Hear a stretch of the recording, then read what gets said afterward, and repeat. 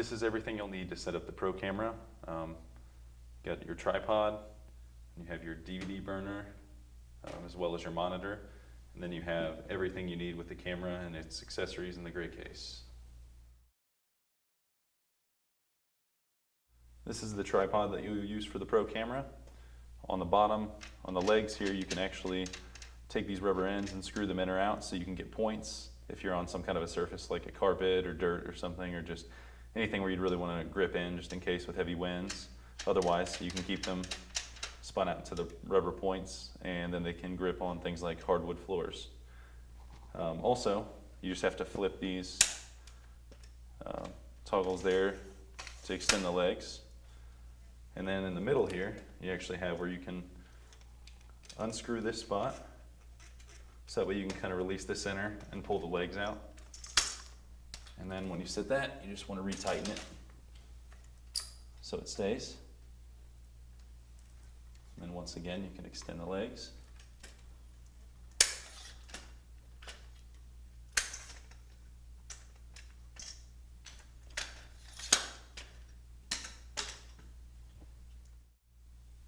Then you have the bubble levels on the tripod legs here and then on the head of it. And what you want to do is actually level out the legs with the clips like I showed before, to get the bubble when you're looking from above in the center on both of them, so that way you know no matter where you pan or tilt, it's actually going to be a level image. And once you have that set up, you have a little bit more control with the tripod. You can actually adjust this here, so that way your tilt can be released. Looser you have it there, then you can actually tighten that up when you have it wherever you want, so that way it won't adjust on you anymore. And then with the arms, you actually have some flexibility there as well. You can undo these, and that'll allow you to rotate and get any kind of an angle for your maximum control.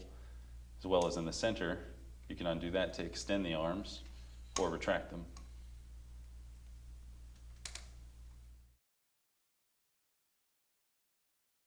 And then in your gray case, you should actually have the camera and all the accessories. There should be a sheet here located on the top that shows you how to do basic camera settings, as well as a white balance adjustment that just stores right there. All this stuff needs to go back in the same location that you find it here, which is including a follow focus cable, which you can actually attach to the camera and tripod. We'll show you how to do that in a little bit. There's actually another piece here in the side that'll go on there that we'll show you as well. It just stores over here in the slot. And then you actually have the camera itself. And then in front of it you have the lens. And then under that you actually have your viewfinder and the hood there, so that way it'll block out any sun if you're outside. And that attaches on the top of the camera. And you have a battery or two up front.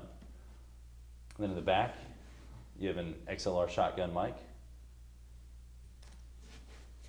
And then just beyond that, you have a power adapter box here, which the cords should be actually right next to or under the camera right here. And with that, you actually have one that'll attach into here and go to the AC in the wall. And then on the back, you have a DC out that looks like an XLR cable that will run from the box to the camera itself. Next, you'll want to take the camera body and put it onto the tripod. It has a front piece and a back piece here that'll help lock it into place. And then otherwise, once you want to release the camera after it's on the tripod, you'll actually have this little bit of yellow you can pull back and then pull out on the gray, and it'll release the clip. You just want to line up the back here with the dot, and you just want to slide it forward and sit it into the groove, push forward and lock it into place. Next, you want to attach the lens. There's actually a plastic piece here that'll protect the camera's sensor from getting damaged. So you'll actually just pull up on that there, and then that should come right out. And then with the lens, there's actually 3 triangled points here that you'll line up, and then just you'll relock here with that. I'll put the lens in place, then you just remove the lens cap. Okay, once you have the lens attached, you actually just want to take the electric cord here where it's marked lens on the camera, and then you just want to attach that. And then you can take your XLR microphone, and it has a mic input there, and then you just attach that like that. And you can actually just put it through here, have it sit right next to your lens. Okay, next you want to use your viewfinder with the hood attached here. You want to go ahead and just slide it on to the top of the camera there. And then you actually just use this to lock it into place. Just spin, tighten itself there. And then you actually have a cord here that will feed the camera. It just is marked VF for viewfinder there.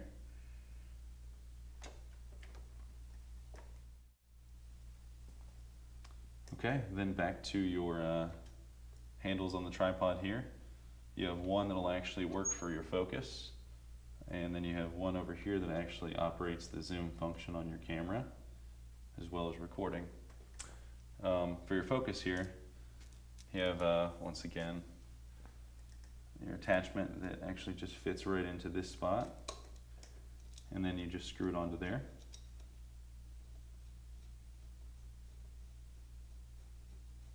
And then the other end, you got to grab that one portion from the edge of the box. It'll actually attach to your lens to adjust the focus.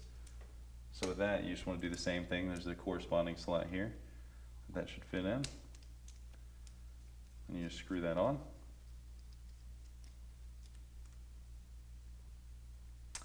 And then there's this spot here that you'll just screw into the side of the lens, right in front of this little silver spot.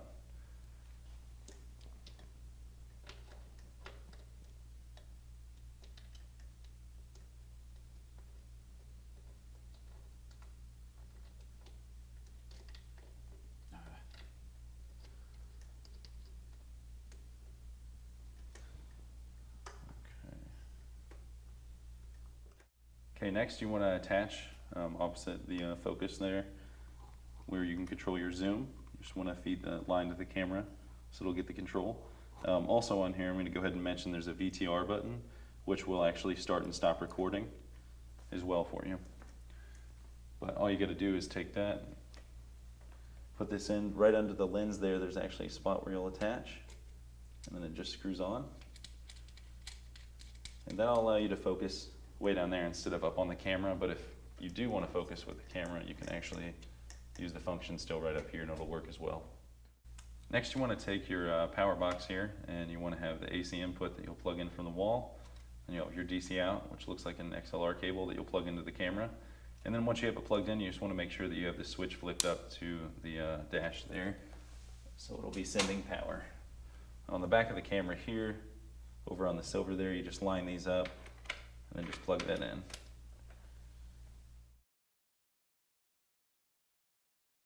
All right, once you have it plugged in and power being sent, there's a switch here for power.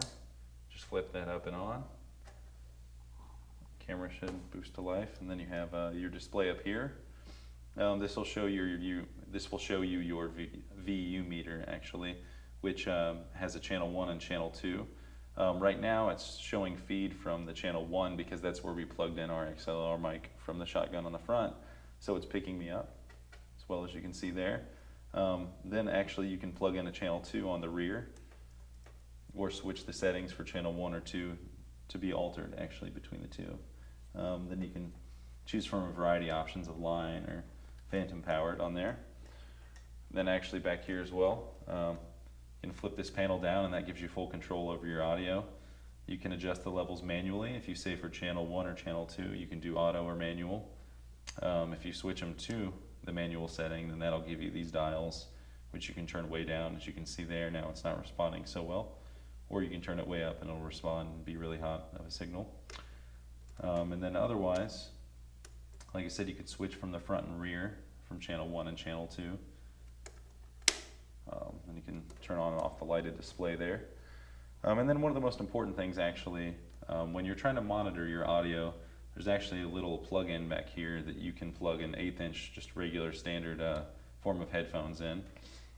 And when you do that, then you actually have control over which channel you want to hear. So right now on the monitor select here, it will give you, if you push it up, it'll be on channel 1, so you'll hear the audio from the XLR mic. And then if you had a second microphone that you had plugged in and you want to actually hear that, then you can put it down to channel 2, or a mix of the two in the center there and hear them both at the same time. And then one more thing to note that's really important as well is there's actually this dial that says monitor up front. And with that, it's not going to actually affect any kind of signal for the recording. It's actually just an adjustment for what you can hear through the headphones. So if you're in a really loud environment, you can't hear that well over it, but it looks like the VU meter seems about where it should be, then in that case, you can boost the signal on your monitor. But once again, that's not going to that won't have an effect on the actual recording.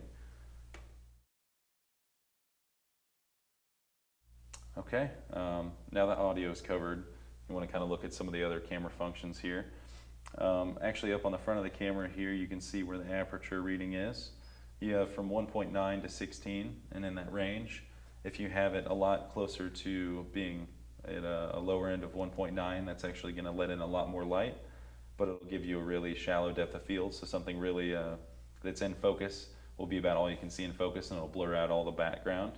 And then if you actually go to a more closed number like 16, that'll put everything that you can pretty much see into focus in your shot from 0 to 100 feet away and beyond. So generally with that in mind, sometimes say you are outside and it's a really bright day, you'll probably have a closed aperture, so you'll probably have it a little bit of a higher number, something more like f8 or so. And with that you have some options here with filters. This little dial here actually turns and switches whatever filter you want. The first one's 3200 Kelvin. That'll be something that you generally use indoors, like right now. That would be ideal for a condition like that. And then number 2 actually gives you 5600 Kelvin. That'll be nice for like a decent, like a cloudy day, or something that's just like a partly sunny day outside. And then number 3 actually gives you 5600 Kelvin with a neutral density filter. So if it's really, really bright outside, sometimes you'll want to turn it to that, and that'll help knock down some of that sunlight for you. And then also, if you are in, say, a pretty dark situation, like you're filming in Kresge or somewhere inside in a stage, you'll probably have it on the first filter, like I said, for indoors, 3200 Kelvin there. And then also you have a control over gain down here with the high, medium, and low setting. Generally, you want to try to keep that to low if possible, so that way you don't introduce noise into your image. But if for some reason you really have to, you can up that a little bit, and that'll give you more light. Overall, it'll boost the gain on your image. And then one last thing to cover actually is white balance. So once you have your camera set up like this, when you actually have everything set, you have everything lit for the performance. Once again, say for example in Kresge, you have somebody on a podium speaking up front. You want to basically tell the camera what renders white, and then it can figure out all the other colors accurately from there. There's a white balance control right here with an A and B setting and then a preset. You can try and see if any of those look like they're decently accurate and kind of go from there, but generally I would recommend putting it on either A or B. And then basically you just want to go closest to where your constant light source is. So right now, if you were actually going to try to white balance what we're shooting, I would either hold up a giant white sheet or a white like poster board or card right here, and then the camera you're viewing from would actually set the white balance like I'm about to show you. So you would have that fill the entire frame at the distance, and then you'd put it on A or B there, and then there's this auto white toggle switch. You just hold it up for a second, and when you do that, it'll actually show you through the viewfinder on the back panel there. It'll say auto white okay, and if it says overlight or underlight, then you might want to adjust your gain or your aperture accordingly, so that way it can read more accurately. Okay, next you want to make sure that you are giving feed to what you're going to use as a monitor for the TV here from the camera, and then you also want to plug into your DVD burner, so that way not only will you have a tape copy of the performance backed up, but you'll also have a DVD copy as well. To do that, you'll use either a BNC cable, which will look like this on the end, and then be like that on the other end as well, with a converted plug here, or you'll have a cable like this that actually has a BNC on one end, which will feed out from the camera to an RCA for the DVD player there. So you plug out for the monitor out here with the BNC, and then you just plug into the video in here on the top left. And then you actually want to send some audio as well. So you'll take your audio channels with the left channel line out being white and the right channel being red. You plug the other end of that into the DVD burner here, and your audio in. Now that you'll be getting signal there, you want to actually use an HDMI cable to send video to your monitor. So you just want to use HDMI out from the back of the DVD burner, and then into the HDMI input on the monitor.